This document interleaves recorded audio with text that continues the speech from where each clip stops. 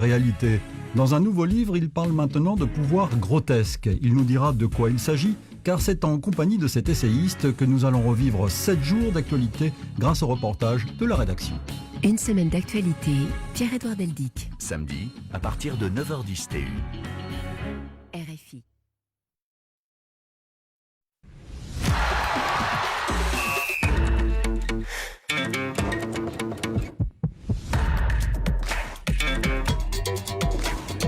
Radio Foot International, Annie Gasnier. Bonjour à tous et merci d'être là au rendez-vous de Radio Foot International et du Café des Sports que vous propose RFI chaque semaine. Et nous vous le proposons autant en son qu'en audio. Vous pouvez nous écouter, vous pouvez aussi nous regarder à travers le Facebook Live qui vous montre notre beau studio et qui vous montre aussi nos invités. Bonjour Rémi Ngono. Ah oui, nos beaux invités. Il n'y avait aucun suspense. Et notre belle présentatrice. Bonjour Annie et bonjour à toutes les téléspectatrices, pas les téléspectateurs. Et salut tout simplement aux spectateurs. Voilà. Rémi lui fait pourtant la parité. Rémi, tout le monde nous écoute. On salue tout le monde. Bonjour Réfé, bonjour Alejandro Valente. Bonjour. C'est vous qui êtes très heureux d'être là. Assis face à Rémi. Et oui. puis Gilles Verdez. Et là aussi on a bonjour. fait... On a fait dans les couleurs les chemises aujourd'hui, sauf le réfé toujours très... Mais bon, c'est normal. Argentine. C'est normal. Nous parlerons dans cette émission de ce grand rendez-vous sur les rives de la Mersey. Demain, les deux équipes de la ville se retrouveront à Goodison Park. Et cette confrontation entre Everton, en tête de la Premier League, et Liverpool, le voisin et champion sortant, a tous les ingrédients d'un vrai rendez-vous de football anglais. Plein phare donc sur ce derby de la Mersey. CR7 toujours à l'isolement, mais mis en cause en Italie pour avoir violé le protocole sanitaire. C'est en tout cas ce que disent les autorités. Le club le défend. Nous verrons comment. Un casse-tête en tout cas pour son entraîneur, car la Serie A évidemment reprend comme tous les championnats en Europe. Et il y a 2 grands matchs en perspective en Italie au cours du week-end. Il y a un Naples-Atalanta et il y a aussi le 226e derby milanais. Et là, avec un Inter Milan et un Milan AC qui vont bien, eh bien ça rend les choses beaucoup plus intéressantes. Nous saluerons certains auditeurs qui écrivent sur notre page Facebook, notamment Mohamed qui salue spécialement Rémi du Sénégal. Il y a aussi Kimili Touré qui nous écoute religieusement chaque jour à Ziguinchor. On a Asler Saint-Louis qui lui nous écoute là loin en Haïti. Et puis à Kinshasa, Fabrice Tamoué et Blanchard Paula nous écoutent et nous laissent des messages. David Finzel m'a aidé à préparer l'émission. Laurent Salerno, le maestro Salerno, est à la réalisation aujourd'hui. On vous dit tout de suite le Café des Sports, les débats sont ouverts.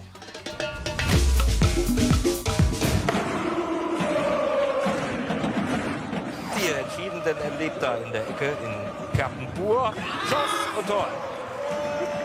Wunderbar. Schwer haltbar. Choupo-Moting trifft in der 75. zum 3:0 für die Bayern. Ja, für Choupo-Moting natürlich auch wichtig. Et oui, il ne chante pas encore ses louanges en allemand, les supporters bavarois, mais il a doublement signé son arrivée au Bayern Munich et son retour en terre allemande. Eric Choupo-Moting a inscrit un doublé hier soir en Coupe d'Allemagne et il a même provoqué le pénalty qui a permis un résultat de 3-0. Et ce match a vu un autre adoubement dans ce stade, eh bien c'est celui de Bouna Sarr, auteur lui de 2 passes décisives en faveur de l'international camerounais. Alors, ce qui est amusant, c'est qu'on a une passe décisive d'un Marseillais pour un joueur du Paris Saint-Germain.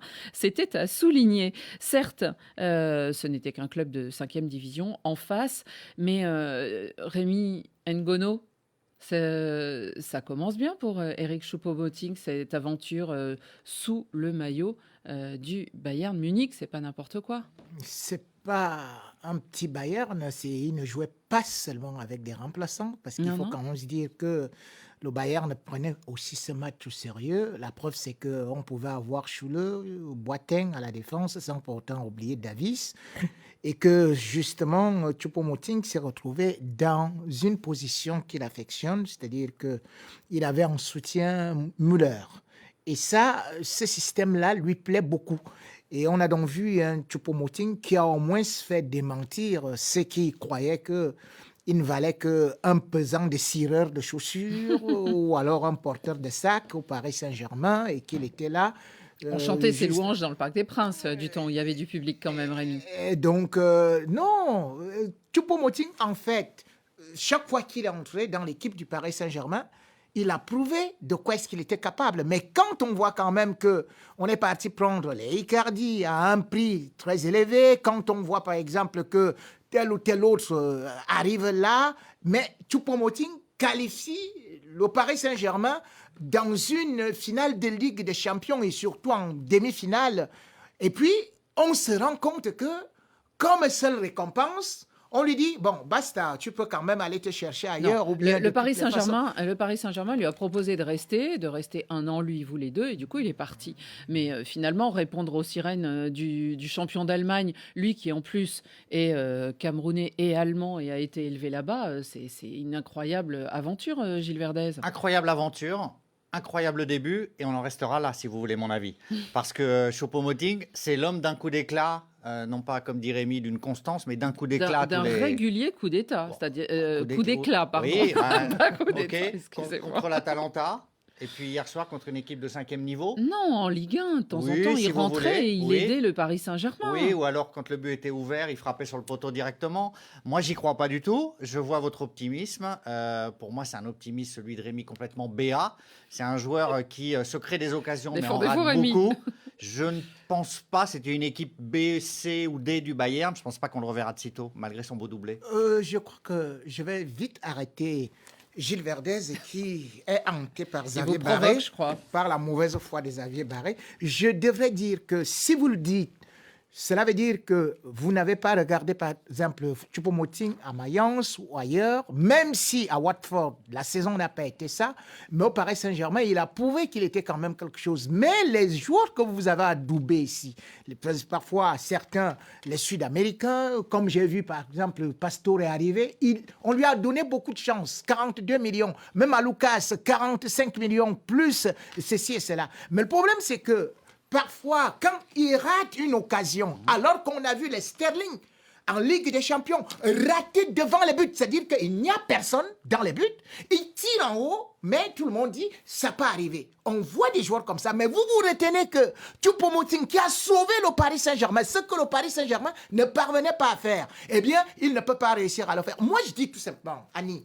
pour chuter, je vais dire, c'est que j'ai constaté que, par exemple, certains joueurs qui ont évolué en Allemagne, lorsqu'ils arrivent ailleurs, ne parviennent pas à s'imposer, peut-être parce qu'ils sont très mal utilisés ou sous-estimés. Et lorsqu'ils rentrent chez eux, ils reprennent une certaine envergure. Je vais prendre, par exemple, le cas de Gnabry.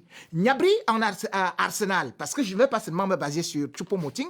Gnabry à Arsenal, vous allez voir que il a eu combien de titularisations? 21 matchs en 4 saisons. Et après, on l'envoie de l'autre côté à West Brom. Il va faire combien de matchs là-bas? Et finalement, quand il part, quand il retourne en Allemagne, il éclate. Et comme le dit un proverbe africain, le lièvre rentre toujours dans son gîte. Alejandro, allez, départagez nos deux amis. Oui, mais d'abord, je vais citer Bachir Tabso qui nous écoute sur Facebook et qui a un message pour Rémi. Il dit « El jefe dit à Rémi de ne pas parler des cireurs parce que moi, je suis un cireur. » Donc, voilà. C'est dit. Sinon, je suis plutôt d'accord avec Gilles. Je pense qu'on ne peut pas comparer quand même mais c'est le parfait remplaçant, à Sterling. C'est de la rigolade quand même de comparer ces deux joueurs. C'est un garçon qui est sans doute très sympathique et tout le monde l'a souligné, qui sait profiter des rares occasions qui se présentent à lui. C'est une grande qualité. Mais après, ce n'est pas un attaquant exceptionnel. Ce n'est pas un attaquant que vous pouvez comparer aux attaquants qui évoluent dans le plus grand club. C'est un joueur qui est arrivé au Bayern pour remplir éventuellement des tâches face à des équipes de moindre envergure ou pour remplacer. C'est ça que Elrefet disait par rapport à Koeman. Le Bayern bat le Paris Saint-Germain. Le Bayern n'est pas une équipe de seconde zone, monsieur Elrefet.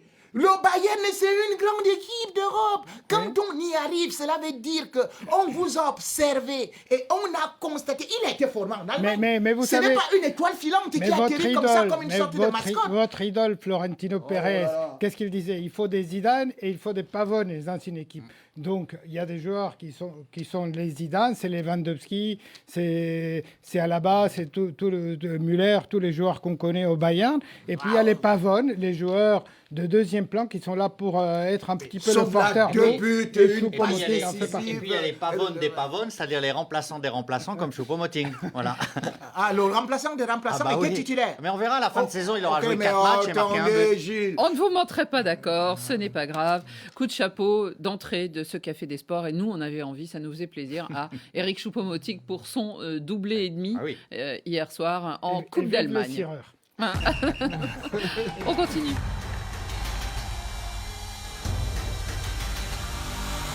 The only time you can enjoy a Merseyside derby is after they're over and you've won. It's more than 90 minutes, this is your life. It's a football mad city and, you know, two great teams.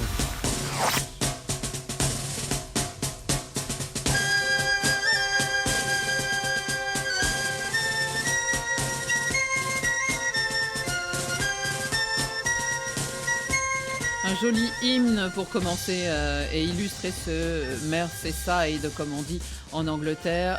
Alors, Once Upon a Time, il était une fois une rencontre qui affolait et qui va affoler la ville de Liverpool, de part et d'autre, donc des rives de la Mersey qui partagent la ville.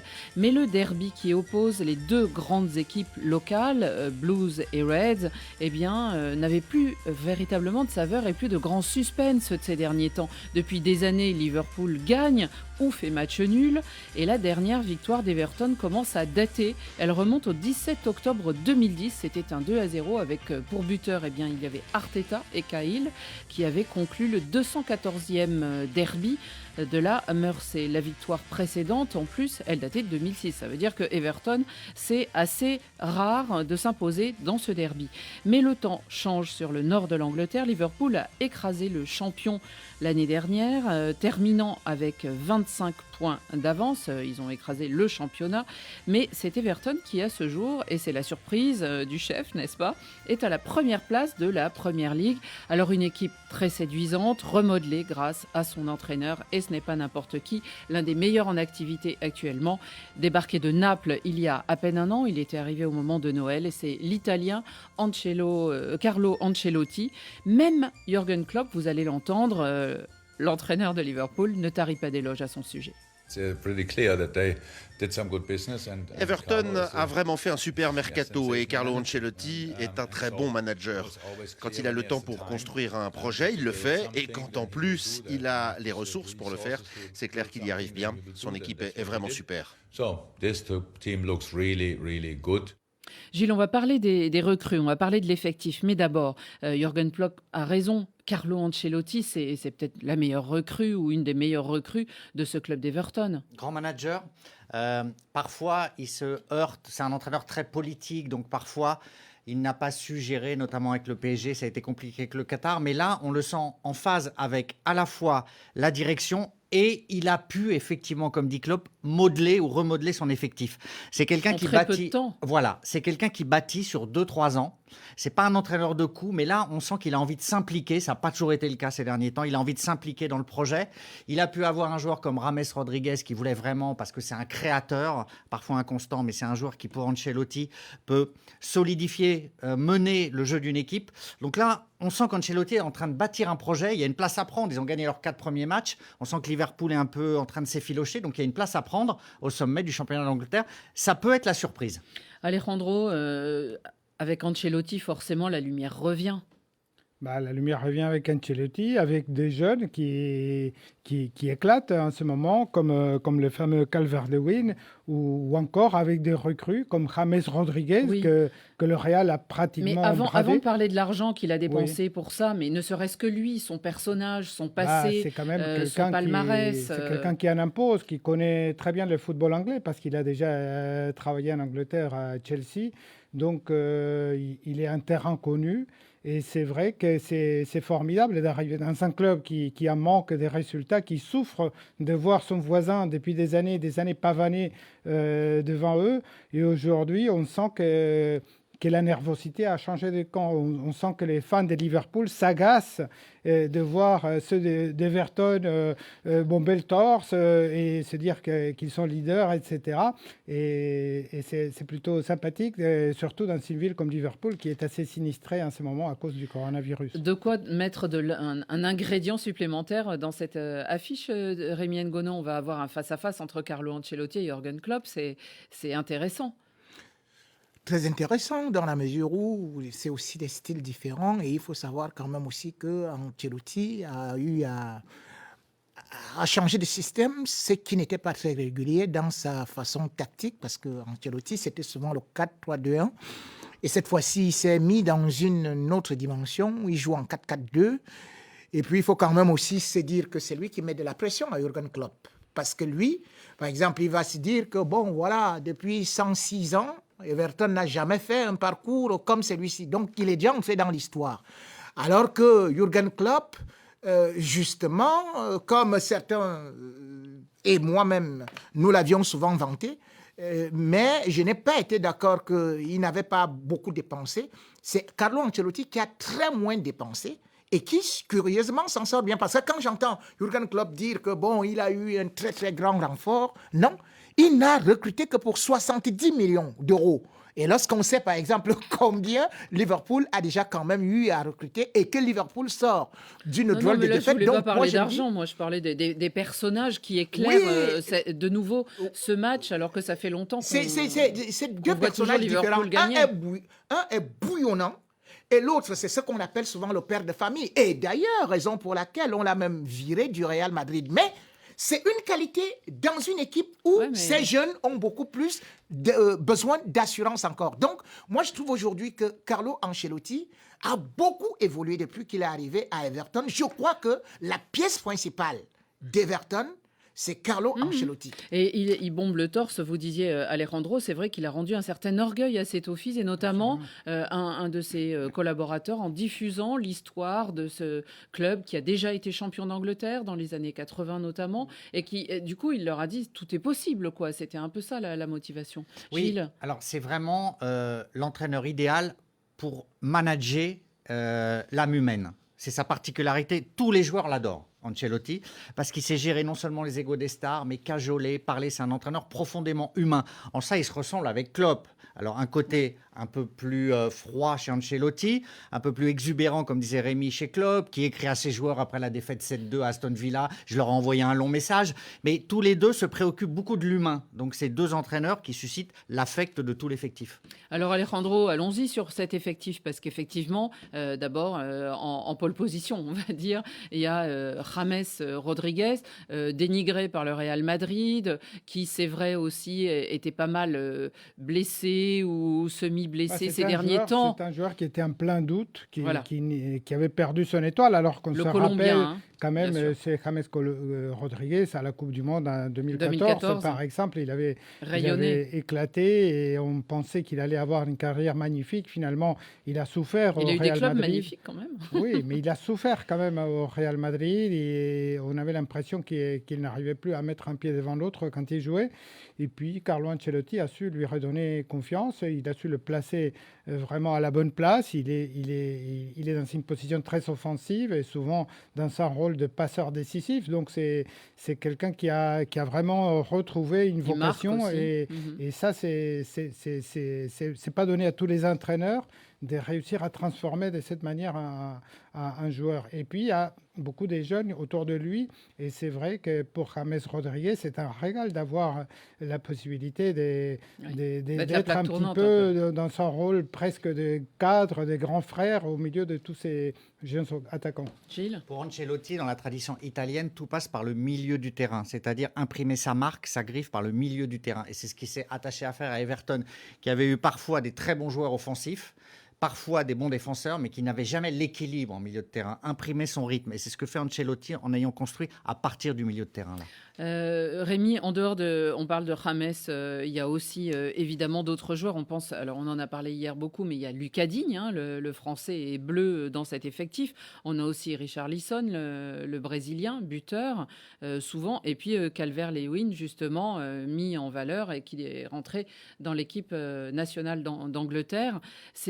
Quel est, selon vous, autour de James, ceux qui ont acquis une importance plus grande que aussi James fait rayonner? C'est vrai que vous n'avez pas cité Doucouré, c'est vrai que vous n'avez pas cité Yerima, il y a 24 joueurs, bon, je n'ai pas dit c'est tout le monde. vrai qu'aujourd'hui, quand on essaie de voir, bon, c'est vrai aussi que James Rodriguez est le joueur quand même qui crée le plus d'occasions en Première Ligue depuis le début de la saison. 18 occasions créées, le plus grand nombre de passes décisives et sans pour autant oublier qu'il marque. Maintenant, il faut aussi savoir que Calvert-Lewin, aujourd'hui, c'est quelqu'un qui a une grande progression parce que la première année quand même, on va se dire qu'il avait à peine marqué un but et après c'est là 8 buts. Mais la saison dernière, il est monté à 15 buts en 41 matchs. Donc, il a une progression qui est véritablement constante.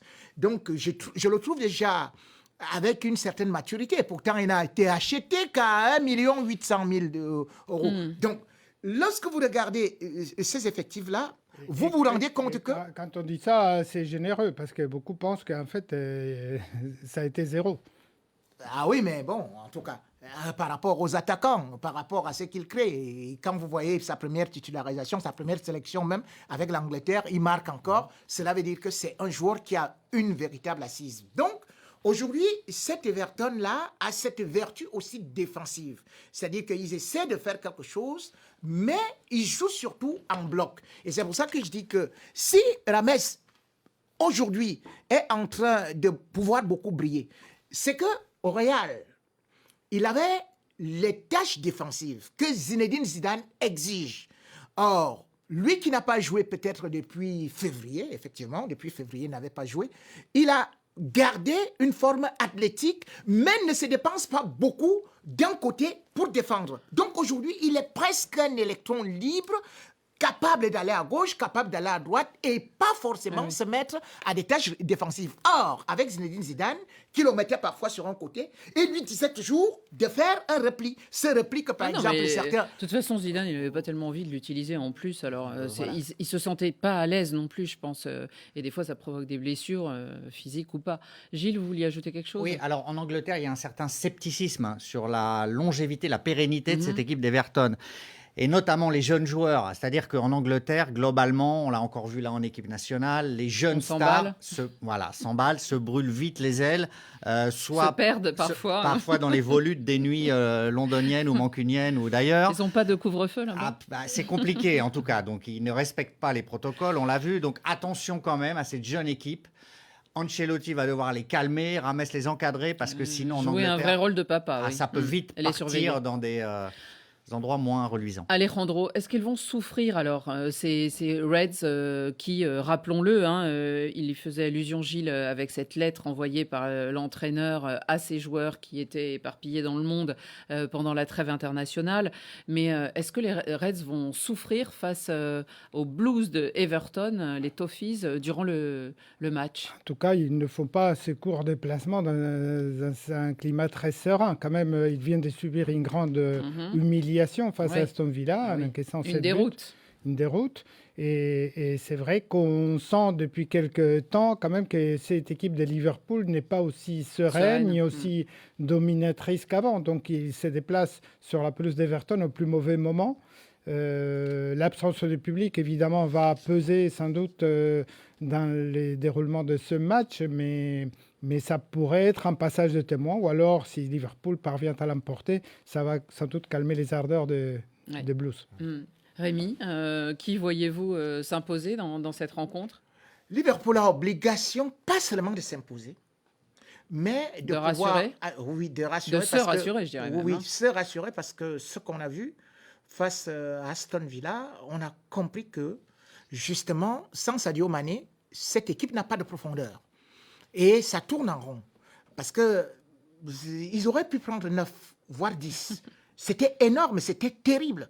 Et pour une équipe comme Jürgen Klopp, qui a toujours bâti sur la défense, c'était quand même incroyable de voir la facilité avec laquelle c'était. Donc aujourd'hui, je me dis que prendre, des jours sans, hein. C'est-à-dire que Liverpool n'avait pas pris 7 buts en Première Ligue depuis...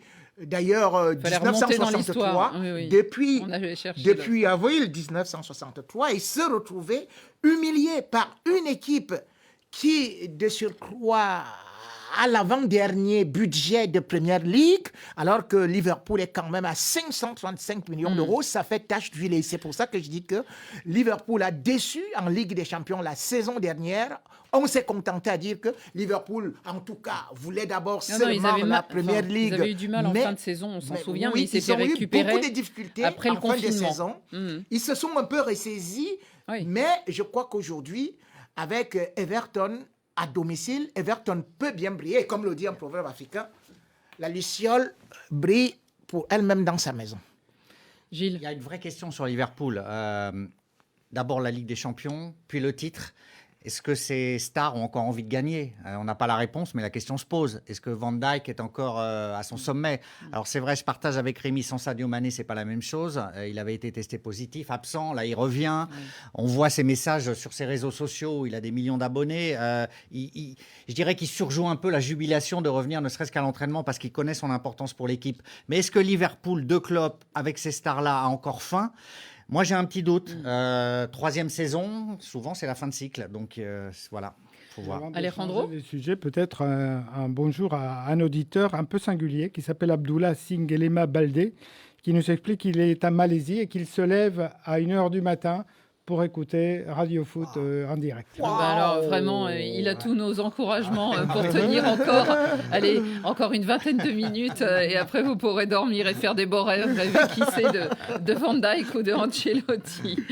Une autre affiche intéressante, on va s'y arrêter quelques secondes, mais c'est ce Manchester City-Arsenal. Alors, c'est une rencontre qui arrive sans De Bruyne, blessé et sans doute épuisé. Il l'a même avoué après le match des Diables Rouges. Il y a aussi, ce match se jouera sans Gabriel Jesus, peut-être avec Agüero qui reviendrait côté Citizen. Il est revenu. Oui, il est revenu à l'entraînement pour l'instant, c'est vrai. Et puis Arsenal, de l'autre côté, plutôt en forme. Bon, devant au classement, mais il n'y a eu que 4 journées. Mais toujours sans Ozil. Alors, elle a dû vous amuser, cette histoire d'Ozil, Rémi. On lui a donné une prime de fidélité, 8 millions et quelques de livres ou d'euros. Bon, on n'en est pas ça près. 9 millions d'euros à peu près. Ouais. Voilà, c'est ça. Il y en a une qui devrait suivre après en plus, une autre, une deuxième qui arrive. Ouais. Alors qu'il ne joue pas depuis longtemps, qu'Arteta, clairement, c'est un peu son James, comme Zidane. Lui, il ne veut pas d'Ozil.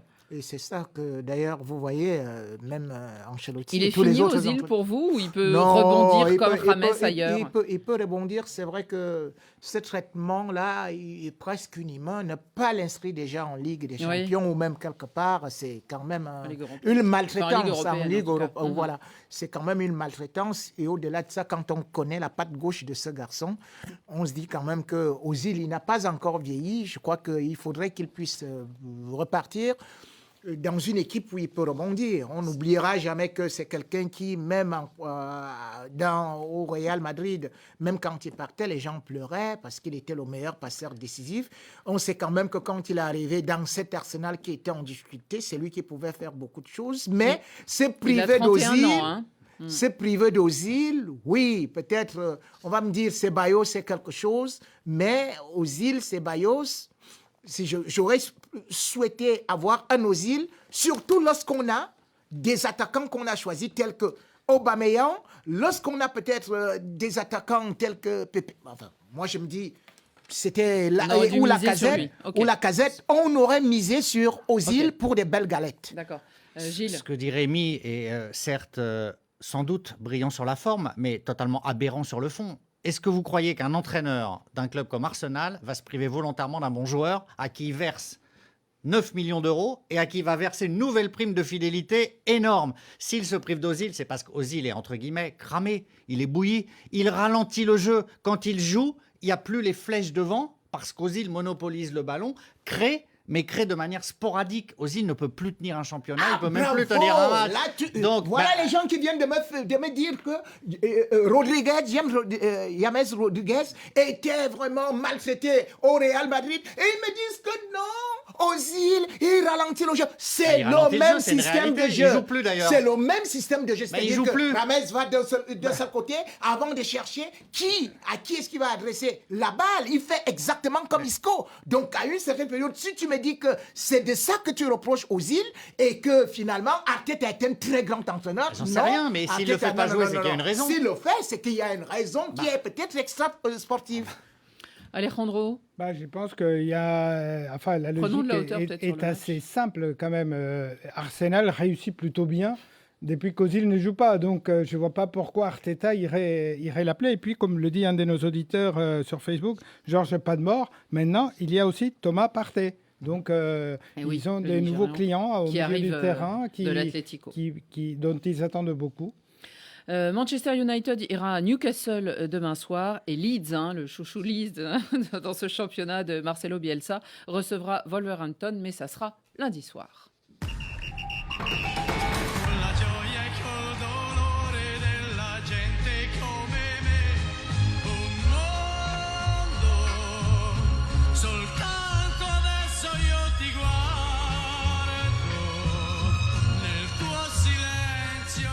CR7 testé positif, vous le savez, il est donc rentré à Turin avec les siens. La star portugaise, apparemment asymptomatique, ne suscite guère de compassion cependant en haut lieu à Rome. L'attaquant de la Juventus de Turin est accusé même par le ministre des Sports d'Italie, Vincenzo Spadafora, d'avoir délibérément contourné le protocole sanitaire. Alors souvenez-vous, Matteo Cioffi d'ailleurs nous en a parlé en début de semaine. Il avait été mis à l'amende déjà Cristiano pour ne pas avoir respecté l'isolement dans le club. Il n'était pas le seul, bien sûr. Selon le ministre, ils ont enfreint des règles en partant, lui notamment, mais d'autres internationaux en partant d'Italie. Alors lui vers le Portugal, Cristiano, en revenant en Italie, et d'autres internationaux de la Juve donc sont sur le grill. Le club défend ses joueurs et écoutons le président Andrea Agnelli défendre ses joueurs. Je n'ai pas le protocole du gouvernement. Alors vous devez appeler le ministre de la Santé pour qu'il explique en quoi Cristiano Ronaldo a violé le règlement. En revanche, ce que j'applique, moi, pour la Juventus, c'est le protocole fédéral. Et c'est tout. Gilles, c'est devenu politique, mais évidemment, c'est une star, Cristiano, dont on attend peut-être un exemple, mais c'est surtout Cristiano Ronaldo, peut-être aussi, dans ce cas-là, c'est un pays traumatisé, l'Italie, par le Covid et tout ce qui s'est passé au mois de mars, pendant le confinement, donc c'est peut-être ça qui choque d'autant plus. Alors, c'est vrai qu'il y a un grand flou, on le reverra pour Naples si on en parle, autour des protocoles en Italie. Qui prédomine? Est-ce le protocole effectivement auquel se réfère l'entité Juventus Turin, l'État fédéral, ou est-ce que c'est le règlement footballistique auquel on ne comprend pas grand-chose? Mais au-delà de ça, donc c'est très difficile de dire est-ce que Cristiano Ronaldo est en infraction ou non. Voilà. Mais au-delà de ça... C'est le ministre des Sports. Absolument. Au-delà de ça, vous avez raison, c'est le symbole. C'est... Même s'il est asymptomatique, était-il positif à un moment? A-t-il pris un avion? Même si c'est un avion sanitaire. Oui, c'est un avion sanitaire. Voilà. C'est le sien. Mais a-t-il pris un avion comme d'autres internationaux pour partir ailleurs en étant positif et éventuellement en le sachant? Aurait-il joué contre la France en le sachant également? Était-il positif à ce moment-là? Donc toute l'Italie, l'Espagne d'abord, toute l'Italie se demande si la Juventus ne masque pas. Et au moment, effectivement, où la seconde vague frappe l'Europe, tout le monde se dit, est-ce que ces joueurs ne devraient pas être encore plus exemplaires? C'est là que Cristiano Ronaldo est dépassé par ce phénomène. Rémi, est-ce qu'il a été imprudent, Cristiano Ronaldo, vu son statut, parce que ça double le problème, on va dire? C'est du n'importe quoi que de dire que quand j'écoute ces ministres parler, je crois que c'est... Non, c'était pas le ministre, là, c'était le président de son club. Non, il y a d'abord le président qui a accusé, et puis c'est Agnelli qui est en train de défendre Cristiano Ronaldo. Je dis que ce ministre, quand je l'ai écouté, je me suis dit, mais il parle de quel protocole? Rappelez-vous, lorsque quelqu'un est malade, apparemment, Rémi, parce que Cristiano a déjà eu une amende en fait infligée par la Juventus. Ils étaient même 2 joueurs. Et ils étaient à l'isolement, justement parce qu'il y avait 2 cas dans le groupe et ils n'auraient pas dû quitter l'hôtel. Et il l'avait fait. Ils n'ont pas respecté la quarantaine, Voilà, selon le ministre. c'est ça. Quarantaine qui était de quelques jours, Absolument. en fait. Je voudrais juste rappeler une chose. Rapidement. Il est parti dans un avion médicalisé. Non, il est rentré dans un Il est avion rentré médicalisé. dans un avion médicalisé. Je voudrais rappeler également que jusqu'à présent, Non, mais il n'est était-il pas porteur parti. du virus? C'est ça qu'on... Mais même si... Est-ce qu'il devait partir, Rémi? C'est ça que toute l'Italie se demande. Je Devait-il partir à ce je vous moment-là? ai déjà dit, ce que vous appelez protocole, d'ailleurs même, et je n'ai fait que dire que ça, c'est du grand cinéma.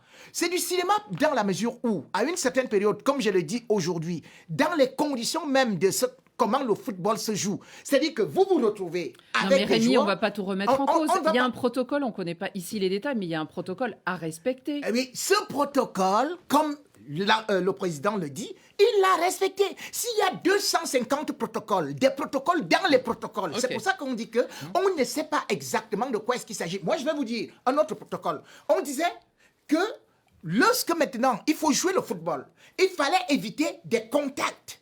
Or, je vois que... Non, à l'entraînement au départ, Rémi, pas maintenant. Je constate quand même, Annie, que même les joueurs font des buts, je vois les joueurs avoir toujours des contacts sur des corners. Mais ils sont contrôlés tous les 3 jours, Rémi. Mais Cristiano Ronaldo a été contrôlé. Il était contrôlé et il était négatif. Donc aujourd'hui, quand je vois ce ministre... D'accord, Rémi, vous n'êtes pas d'accord et vous ne direz pas qu'il a été imprudent. Alejandro. Moi, ce que je constate, c'est que depuis le début de l'épidémie, quand même, Cristiano Ronaldo ne la prend pas très au sérieux. On a vu à plusieurs reprises des comportements un petit peu au-dessus de la jambe par rapport à cette maladie qui visiblement le dérange et dont il ne veut pas assumer totalement toutes les contraintes. Donc, on a Déjà, il était parti au moment du confinement. Absolument, il était parti à l'île des Madères, etc. Oui. Donc, il a eu plusieurs fois des comportements un peu condamnables, en tout cas limite par rapport à tout ça. Donc, c'est un exemple compliqué. De plus. Et la Juventus, comme le disait Gilles, quand même, n'est pas totalement innocente dans cette affaire. Et comme elle ne l'était pas dans l'affaire Luis Suarez et son examen d'italien, où la Juventus avait été intervenue pour qu'il obtienne un résultat positif. Beaucoup de casseroles, mais en tout cas, épilogue dans le fameux match fantôme qui n'a pas eu lieu, donc, mais qui aurait dû avoir lieu juste avant la trêve internationale entre la Juventus et Naples. Les Napolitains ont finalement perdu 4 points. Je vous rappelle, ils ne s'étaient pas présentés. Eux allèguent qu'ils avaient 4 cas de Covid, qu'ils étaient tous enfermés chez eux et qu'ils n'avaient pas le droit de quitter leur région, la Campanie. La justice sportive a rejeté cet argument. Elle rejette le cas de force majeure. Et du coup, il y a eu quand même hécatombe de points, on va dire, parce qu'il y a eu 3 points donné à la Juve qui aurait gagné 3-0 sur tapis vert. Et puis, Gilles, Naples y a perdu 1 point. C'est-à-dire que Naples a perdu 4 points dans cette histoire. 1 point de pénalité. Voilà. Et 3 points s'ils avaient gagné. Puis le grand rival... Ils en auraient perdu que 3 s'ils avaient perdu à Naples, absolument. À Turin. Là, c'est surréaliste parce que Naples dit « Nous respectons le protocole, nous n'avions pas le feu vert des autorités sanitaires, donc nous ne nous déplaçons pas ». Et la Ligue italienne de football dit, mais le protocole sportif, non seulement vous autorisez, mais vous imposez de vous déplacer. Donc là, c'est complètement surréaliste. On retrouve à rebours l'affaire Cristiano Ronaldo, c'est-à-dire que l'Italie, effectivement, comme vous le disiez, traumatisée, a édicté des protocoles, tâtonne, sont aujourd'hui dépassés. Et c'est vrai que la population civile qui voit ça ne comprend plus parce qu'elle s'identifie totalement à ces équipes de football. Et là, elle se dit, mais que se passe-t-il ? En tout cas, la Juventus, avec ses 9 titres consécutifs, un gagné l'an dernier en Serie A, a quand même enregistré des pertes de 90 millions d'euros pour la saison dernière. Revenons sur le terrain.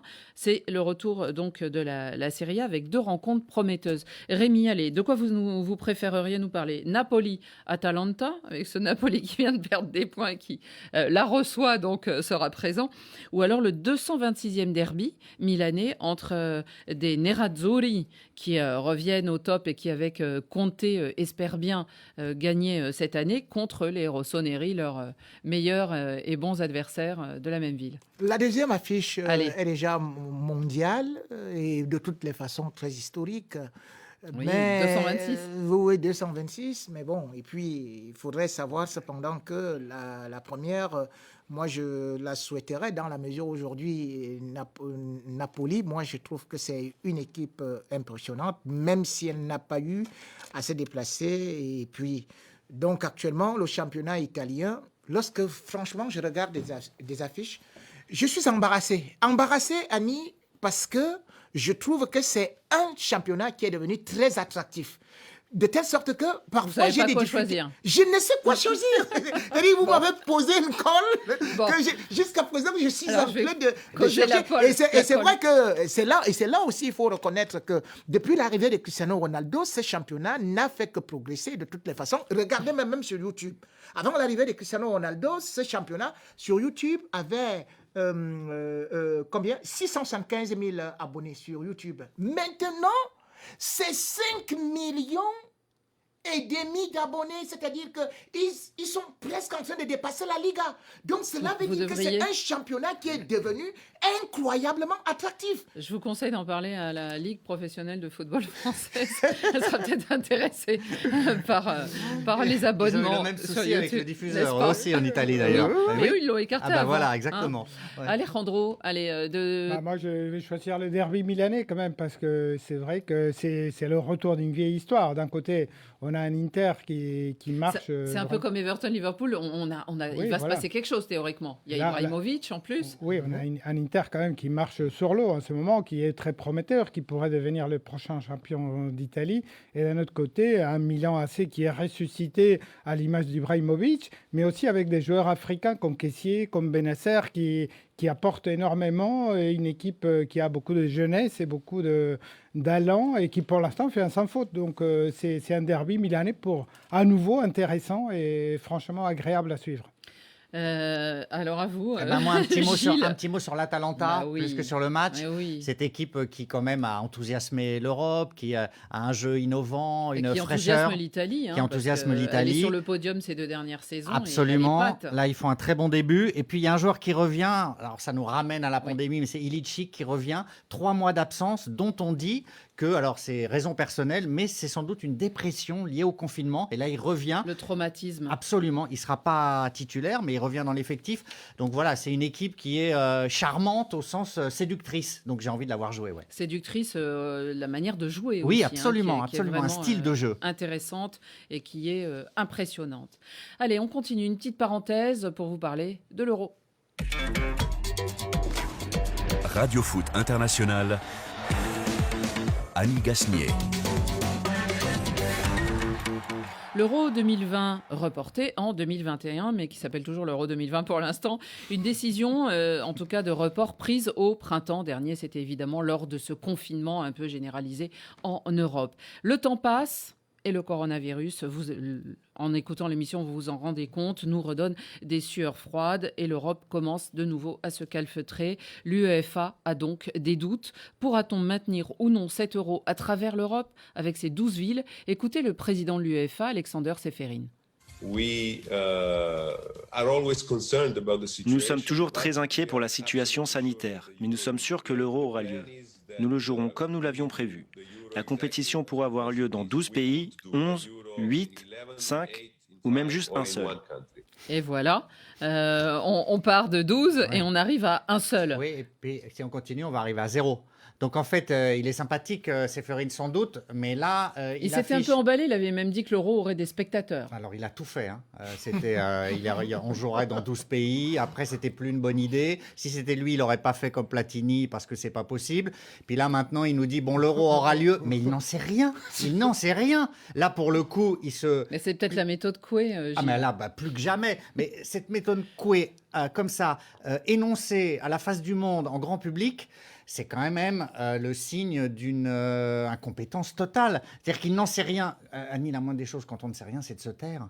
On ne sait pas du tout si l'Euro jouera. Alejandro, c'est peut-être aussi nous dire qu'il pense à une formule qui se rapprocherait de celle qui a malgré tout marché, qui est celle de la Ligue des Champions, sous cloche, dans un seul pays. Oui, mais alors, où il a trop dit, où il n'a pas dit assez, parce qu'on a du mal à suivre quand même son raisonnement. On est quand même à à 8 mois à peu près de cette phase finale. C'est un moment où les équipes réservent déjà leurs hôtels d'entraînement, de les résidence. médias comme nous, RFI, on reçoit tous les jours des courriers de l'UEFA nous demandant de préciser nos commandes. Et de payer surtout. Et de payer, voilà, et tout ça. Et puis il vient nous dire qu'on ne sait pas finalement si ça aura lieu où, comment, de quelle manière. Ça nous rappelle un petit peu le président de la CAF, Hamad, qui souvent nous a habitués à des volte-face un petit peu inattendus. Mais la CAN 2021 qui aura lieu en 2022, absolument. Pareil, on garde la même date. Qu'on passe de juillet à janvier ou vice-versa. Donc je pense que le Covid a un petit peu altéré peut-être les esprits. La sérénité de certains présidents. Rémi, vous pensez qu'il faut être inquiet pour l'Euro ou finalement il y aurait une solution de délestage qui serait de faire un peu ce qui s'est passé pour la Ligue des Champions? Je crois qu'il y aura l'Euro parce qu'ils ne peuvent pas se permettre ça. Financièrement. D'ailleurs, c'est des chasseurs de primes. Donc, ils ne vont pas laisser ça. Mais au-delà de ça... Tous les clubs, Rémi, c'est vraiment... Oui, ça peut être je grave. vois que tous les clubs actuellement, vous savez, même les championnats, il y avait moins de risques quand ils avaient décidé de stopper les championnats. Cette fois-ci, ils vous disent que non, vous êtes quand même, comme vous avez constaté l'histoire avec Naples là, vous êtes quand même, testé positif, mais attendez, vous pouvez quand même jouer s'il y a 20 joueurs, s'il y a 19 joueurs, s'il y a... Bon, c'est pour ça que je dis que l'Euro va se tenir. Et j'ai même l'impression, j'ai même la certitude qu'ils vont dire que l'Euro va se jouer au moins avec 30% des téléspectateurs. En France, c'est le club de Montpellier qui vient de découvrir qu'ils ont 12 joueurs positifs. 8 joueurs, dont 8 joueurs et 4... Enfin, dans le club. Et, 4 dirigeants. Ça pose question aussi, et c'est compliqué. Allez vite, courons vers nos cartons. Carton jaune. Un carton là. Qui sort un carton jaune. Ouh là là là là, carton rouge. Carton rouge. Dans la confusion. Carton vert. Extraordinaire. Rien à dire. Radio Foot prend la main, aujourd'hui j'ai envie. Mais pour vous donner un carton vert, allez, je donne le ton, parce que je sais que Rémi va mettre un carton rouge. En tout cas, un carton vert à des joueurs de l'équipe nationale d'Allemagne. Ils se sont prêtés au jeu du fameux jeu télévision qui s'appelle Qui veut des millions, qui avait été l'objet d'un magnifique film primé à Cannes. Et ils ont joué au bénéfice d'associations caritatives. Et c'était la veille du match Allemagne-Suisse. Alors on a eu des équipes qui se sont formées. Et il y avait 6 joueurs, Niklas Schule, Lukas Klostermann, il y avait aussi Léon Goretzka, Joshua Kimmich, Kevin Trapp et Oliver Bierhoff, qui est l'adjoint de Joachim Löw. Au total, 225 000 € offerts à des associations caritatives. Bravo, la National Mannschaft. Gilles. Carton vert, comme vous. Oui. Carton vert à Paul Pogba. Pourquoi ? Parce que le guerrier Pogba, il rentre en Croatie alors que la France est malmenée. On touche plus un ballon au milieu de terrain. Il rentre, je cours, je long pour digne, c'est le but de la victoire. C'est le faiseur de miracles. D'ailleurs, à un moment, Deschamps ne savait plus quoi faire. Il s'est tourné comme ça vers les tribunes. Il a vu Pogba, il a fait entrer Pogba, on a gagné. Et c'est pareil à Manchester, son entraîneur. J'aime pas beaucoup l'entraîneur. Mais il dit, surtout, il partira pas pendant 2 saisons, je le garde. Parce que Pogba, vous le mettez sur le terrain et vous gagnez. Donc, carton vert au joueur qui fait gagner toutes ses équipes. Rémi, à vous, quelle couleur ? Carton rouge ? Non, interdit. Je vais vous les interdire, les cartons rouges, Rémi. Vous n'aurez droit qu'au carton vert. Geoffroy Yuka, de ma page Facebook Rémi Ngon officiel, c'est lui qui donne le carton rouge à un pays, à une fédération dont on ne parle presque jamais, la République centrafricaine, qui, une fois de plus, a humilié un grand sélectionneur, donc François Zawi.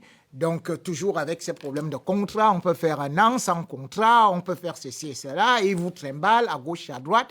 Et c'est comme ça depuis presque 10 ans. Et là, de toutes les façons, la RCA ne se qualifie jamais, même pour la CAN. Les autres pays se qualifient, mais la RCA, c'est toujours des petites jongleries, il faut faire ceci et cela. Et moi, je conseillerais aux sélectionneurs, ne partez plus là-bas. Ne partez plus là-bas s'ils ne peuvent pas vous payer. Il y a un proverbe africain qui dit « Un âne ne va pas se buter sur la même pierre 2 fois ». Alejandro. Je vais donner la parole à un compatriote de Rémi qui s'appelle Hadji Kaleb, qui nous écoute au Mexique et qui sourit parce qu'il dit « Madame Annie dit toujours à Rémi, lui reproche toujours de donner des cartons rouges ». Alors, je vais vous montrer qu'un Camerounais peut donner aussi un carton vert. Et il donne un carton vert au joueur Arias, le Colombien, qui s'est gravement blessé avec son équipe nationale en jouant il y a quelques jours un match. Donc voici, vous voyez, avec... L'atelier des médias avec Steven Jambeau. Dimanche, à partir de 11h10 TU. RFI. Le coq chante. Sayouba Traoré. Il représente plus de 3/4 des animaux sur Terre et on compte aujourd'hui 1,3 million de sortes d'insectes qui peuplent tous les espaces du monde. Les insectes rendent à l'humanité des services inestimables, ce que les chercheurs appellent des services écosystémiques. Le coq chante. Sayouba Traoré. Dimanche, à partir de 16h10 TU. RFI.